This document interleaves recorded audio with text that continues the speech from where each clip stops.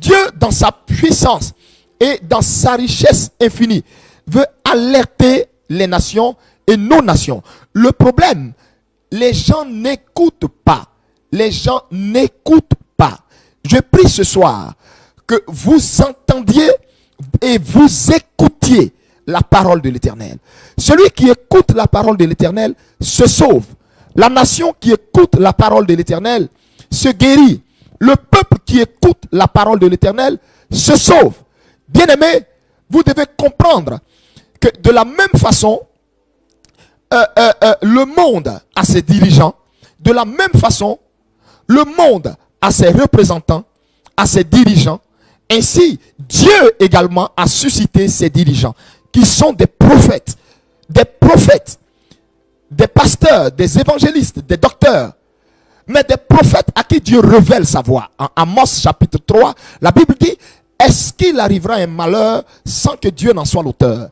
Arrivera-t-il quelque chose sans que Dieu ne nous en informe à l'avance?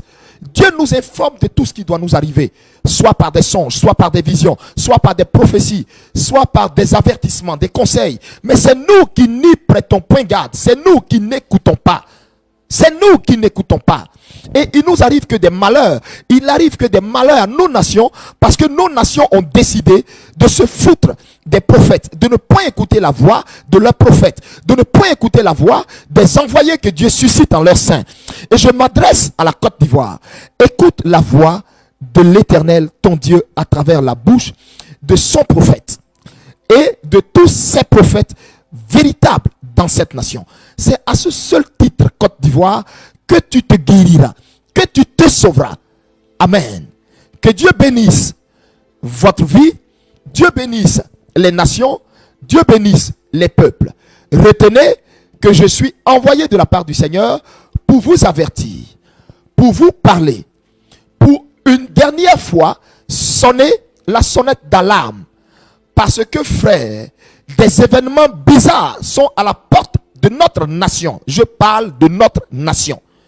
Bien-aimés, il est important que nous ayons l'information pour savoir comment nous tourner vers Dieu, non des idoles, non le maraboutage, non des faux dieux, des dieux de Baal, non des sacrifices ou des rituels quelconques, mais vers la seule personne de Jésus-Christ qui nous avertit parce qu'il veut sauver un grand et un maximum de personnes. Ce soir, je suis votre frère. Je suis votre ami. Je suis votre fils. Je suis votre prophète.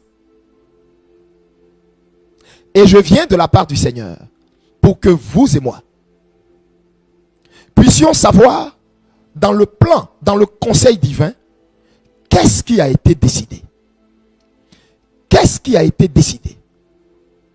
Que Dieu nous bénisse et que la gloire seule soit à Jésus-Christ. Que nous ayons les cœurs tournés vers le Seigneur dans une attitude de repentance. Quiconque va prendre ces messages qui vont être donnés avec orgueil, mais rencontrera le Dieu qui m'a mandaté et m'envoie ce soir. Quiconque va le prendre avec un quelconque orgueil, une quelconque suffisance, rencontrera l'Éternel qui m'envoie. C'est pourquoi que l'humilité guide nos cœurs pour que ensemble nous puissions donner à Jésus-Christ toute la place qui lui revient de droit dans notre nation. Voici maintenant, disons 3 semaines. 3 semaines si mes calculs sont bons, ou 2 semaines si mes calculs sont bons, que nous avons pris un temps de jeûne par rapport à notre nation. 7 jours de jeûne précisément. 7 jours de jeûne pour demander à Dieu sa miséricorde sur notre nation. Pour demander à Dieu sa pitié sur notre nation. Vous savez, on n'a même pas besoin d'être prophète pour savoir que des signes sont devant nous qui n'augurent pas de lendemain stable. Force est de le reconnaître. Force est de le reconnaître. Tous les ingrédients sont réunis pour qu'un boom, nous tous nous éclaboussent. Nous tous, vous et moi. Alors frère, je voudrais vous poser cette question, la suivante. Saurais-je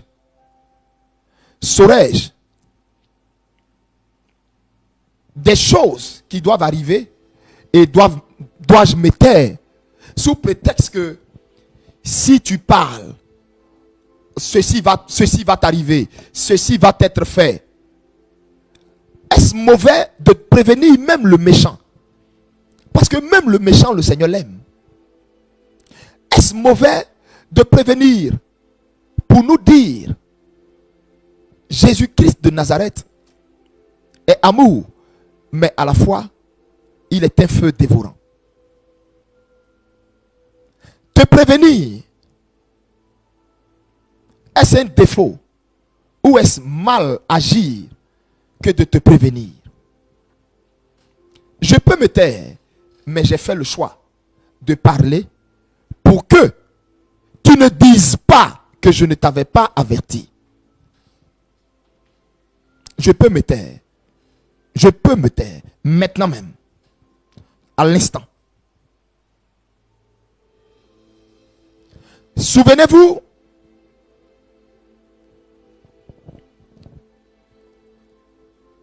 je vous avais dit des années en arrière, en 2020, quand l'Esprit de Dieu m'avait fait voir, à partir du 6e mois de l'année, la mort d'une autorité politique replacée dans le gouvernement ivoirien, et que ça allait être le dernier signe qui allait être déclencheur de violentes crises, de violents troubles en Côte d'Ivoire.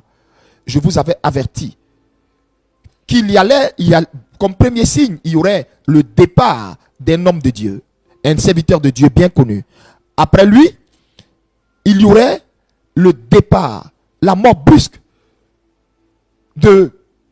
après la mort brusque de ce serviteur de Dieu, il y aurait également la mort je veux dire, le départ d'une autorité importante en Côte d'Ivoire. Ça s'est passé comme le Seigneur vous avait dit. Ça s'est passé comme le Seigneur vous avait annoncé.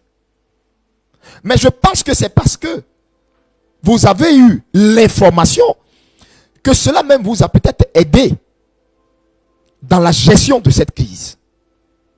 Ce soir, je voudrais que vous m'écoutiez attentivement. Il y a des choses que je ne dirai pas ce soir. Oui, il y a des choses que je ne dirai pas. Pour quelle raison? Je vais vous expliquer d'abord.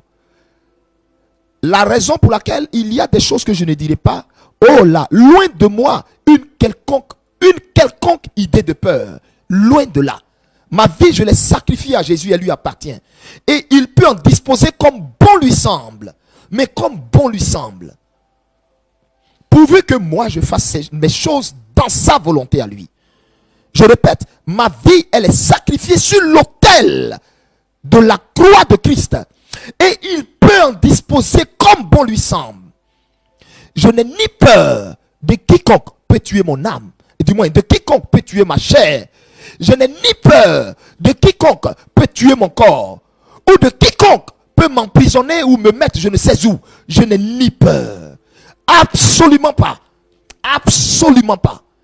Mais, j'ai plutôt peur de celui-là qui peut disposer de mon âme, mais en une fraction de seconde comme bon lui semble. Et si celui-là me dit parle, ne te tais pas, je parle et je ne me tairai pas. Je ne me tairai pas. Et je parlerai pour trois raisons. La première raison, en tant que fils de ce pays. La deuxième raison, en tant que citoyen de ce pays. La troisième raison, en tant que prophète, autorité ecclésiastique dans ce pays. À ces trois titres, je dois dire ce que l'Esprit de Dieu me dit de dire. Pour vous sauver, vous-même qui vous croyez éternel. Vous qui vous croyez éternel, pour vous sauver. C'est la raison pour laquelle, frère, écoute-moi. J'ai dit, je ne dirai pas certaines choses ici. Et pour quelle raison? Pourquoi? J'avais voulu tout dire. Mais après prière, la journée d'aujourd'hui, je ne veux pas donner certaines informations pour que le diable et sa clique en disposent comme non. Non. Je vais dire l'essentiel. Juste l'essentiel. Parce que nous sommes dans un temps où Dieu a fini d'avertir. Dieu n'a pas cessé d'avertir. Dieu a décidé de prononcer, de relâcher son jugement. Donc, je ne viendrai pas dire des choses qui vont amener des gens à vouloir essayer de voir s'il n'y a pas lieu de faire certaines choses pour... mon ami, le cœur de Dieu, c'est aussi secret. Ce qui t'est donné à toi. La Bible dit les choses cachées sont à Dieu et les révélées sont à nous. Ce sont les révélées que je te dirai. Et certaines choses, je ne te les dirai pas. Je ne te les dirai pas. Pour quelle raison? Pour que la main de Dieu fasse ce qu'elle a à faire. Que Dieu bénisse chacun de nous. Tout ceci a pour but de nous amener vers Dieu. Je crois que si mon pays a un cœur repentant ce soir, je crois que l'Éternel nous pardonnera. L'Éternel sauvera mon pays de toute situation qui effraie les politiques. Même eux ne maîtrisent aucune situation. Même eux ne maîtrisent aucune situation. La Côte d'Ivoire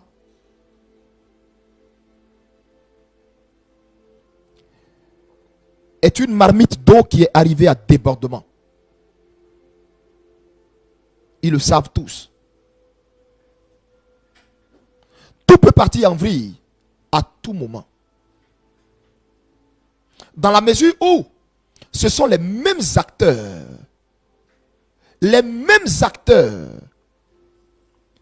depuis la crise de 1999 qui sont toujours là. Les mêmes acteurs. Et si les mêmes acteurs se retrouvent tous sur le même sol, à l'orée d'une élection en cours, frère, qu'est-ce qui peut se passer? Qu'est-ce qui peut se passer? Que Dieu aide notre pays. Merci Seigneur. Kali lahadahi lau shadavirkur lintadili yantakum.